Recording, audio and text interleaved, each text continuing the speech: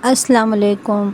बहुत से लोग गोरे होने के चक्कर में न जाने अपने फेस पे क्या-क्या लगा लेते हैं और इसका उन्हें होश भी नहीं रहता है कि इसका अंजाम कितना बुरा हो सकता है। तो ये कुछ ऐसा ही एक वीडियो है जो आज हम लोग मिलकर देखने वाले हैं, जिसमें बड़े डिटेल के साथ बताया गया है कि किसी भी क्रीम को यूज़ करने से हमारी स्किन कितनी ज़्यादा डैमेज हो सकती है। तो इसी पर हम आज जो है वो इस वीडियो को देखकर इस पे बात करने वाले हैं। तो चलिए साथ मिलकर इस वीडियो को देखते हैं।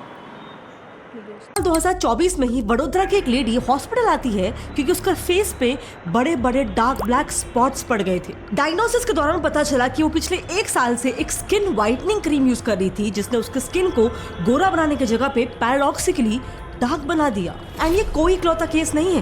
किसी के चेहरे पे बर्न मार्क्स आके ब्लिस्टर्स पड़ चुके हैं, तो किसी को डीप टिश्यू डैमेज हो चुका है। कोई प्रोडक्ट में हाई लेवल्स ऑफ एसिड की वजह से किसी के स्किन पे पिंपल्स एग्रेवेट हो चुके हैं, तो कई केसेस में लोगों को इन प्रोडक्ट से कैंसर तक हो चुका है। बट इन सब के बावजूद, क्योंकि आजकल हमारे इंडियन मार्केट में इतने सारे वियर्ड कॉस्मेटिक और स्किन केयर प्रोडक्ट्स आ चुके हैं कि हमें ऑलमोस्ट फोमो होने लग जाता है कि हम ये प्रोडक्ट्स क्यों नहीं यूज कर रहे हैं। इसीलिए आज हम डिस्कस करेंगे कुछ ऐसे ही बहुत ही वायरल इंटरनेट ब्यूटी ट्रेंड्स के बारे में जो लिटरली आपके स्किन को एवरी डे पॉइजन कर रहा है, डैमेज कर रहा है, लेकिन इसके बारे में हमें पता ही नहीं है।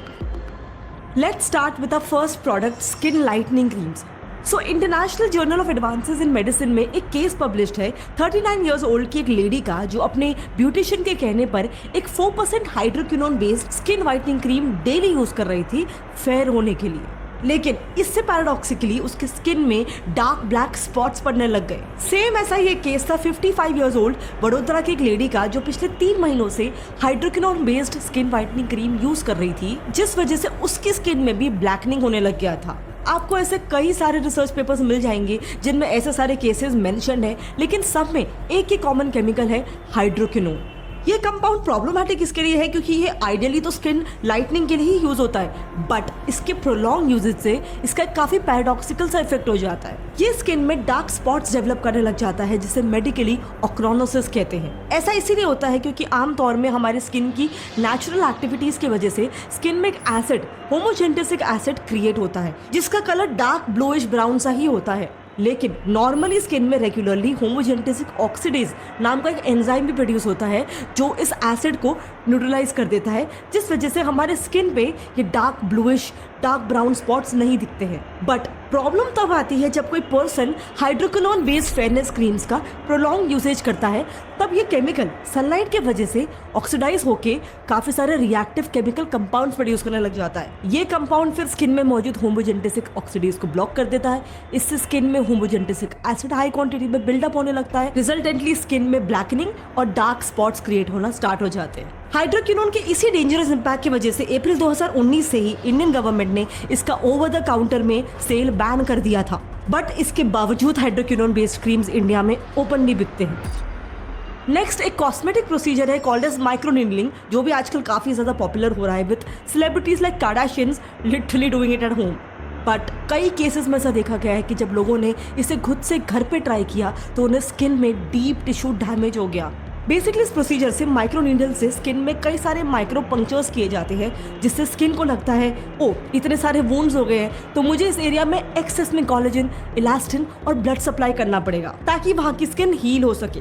सो इस वजह से जो न्यू स्किन सेल्स वहाँ पे ग्रो होते हैं वो अगेन ज़्यादा हेल्दी, यूथफुल और ग्लोइंग होते हैं as compare to the previous dull and damage cells. इस पूरे प्रोसीजर में आपके माइक्रो नीडल्स का डेप्थ काफ़ी इंपॉर्टेंट होता है। यूएस एफडीए ने इसे ओवर द काउंटर यानी कि होम ट्रीटमेंट्स के लिए पहले तो बैन कर रखा है। दूसरी बात, मेडिकली अगर आपको ये ट्रीटमेंट करवाना है तो यूजुअली डॉक्टर्स रिकमेंड करते हैं कि 0.5 mm डेप्थ के माइक्रोनीडल्स ही यूज किए जाए, वो भी प्रोफेशनल क्लिनिकल सेटअप में ही, क्योंकि इससे ज्यादा डेप्थ वाले नीडल्स अगर आप बिना किसी प्रोफेशनल हेल्प के यूज करते हो तो आपके स्किन के ये डीपर लेयर्स में जाकर और गहरा डैमेज कॉज कर सकते हैं, डीप ब्लड कैपिलरीज को भी बर्स्ट कर सकते हैं। लेकिन इंडिया में 0.5 mm तो छोड़ दो, 1.5 mm तक के डर्मा रोलर्स भी अमेजॉन, फ्लिपकार्ट, नायका जैसे स्टोर्स में इजीली अवेलेबल है, जिससे कोई भी इसे घर पे यूज कर सकता है। तीसरी बात, होम सेटअप में यूजुअली डर्मा रोलर्स को स्टेराइल रखना काफ़ी मुश्किल हो जाता है। तो इस प्रोसीजर के बाद जो स्किन में होल्स क्रिएट हो जाते हैं ना, उसमें चांसेस बहुत इंक्रीज हो जाते हैं कि अगर आपका डर्मा रोलर अनस्टेराइल है तो वहाँ पर आपको इन्फेक्शन हो सकता है। Can give you infection, can give you something like a tramp track impression on your face, can give you hypertrophic scars and can actually give you pigmentation. So no microneedling or derma roller at home. It's not a home device.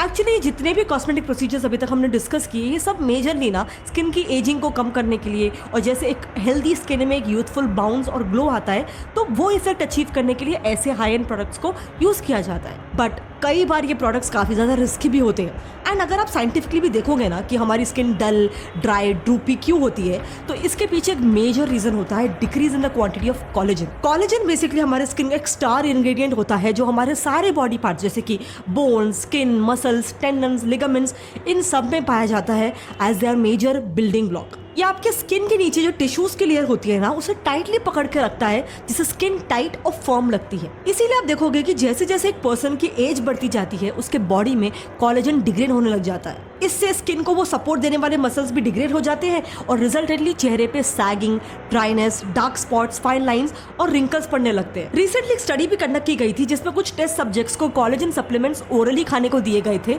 और result ये मिला कि उन subjects की skin काफी ज्यादा healthy और glowing हो गई थी। क्योंकि कोलेजन की एक और खासियत ये भी है कि ये आपके स्किन में मॉइस्चर को रिटेन करके उसे हाइड्रेटेड रखता है, जिससे उन सब्जेक्ट्स की स्किन की इलास्टिसिटी भी ड्रास्टिकली इंप्रूव हो चुकी थी, वो भी बिना किसी साइड इफेक्ट्स के।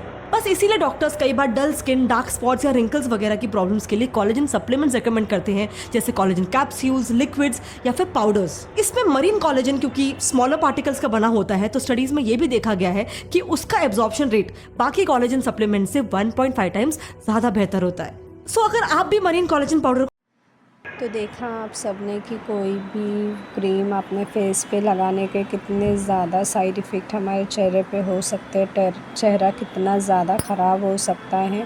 तो कोई भी चीज़ यूज़ करने से पहले एक बार डॉक्टर की सलाह ज़रूर लें और जितना हो सके उतना इस्लामिक जो सुन्नत तरीका है उस पे अमल करने की कोशिश करें। चेहरा ढके रहे, बाल ढके रहे, तो सब में अच्छा है हिजाब कर ले, जिससे कोई भी हार्मफुल केमिकल का ना हमारे फेस पे इफ़ेक्ट होगा ना फिर बालों में इफ़ेक्ट होगा, तो हमें कोई भी प्रोडक्ट यूज़ करने की भी ज़रूरत नहीं होगी।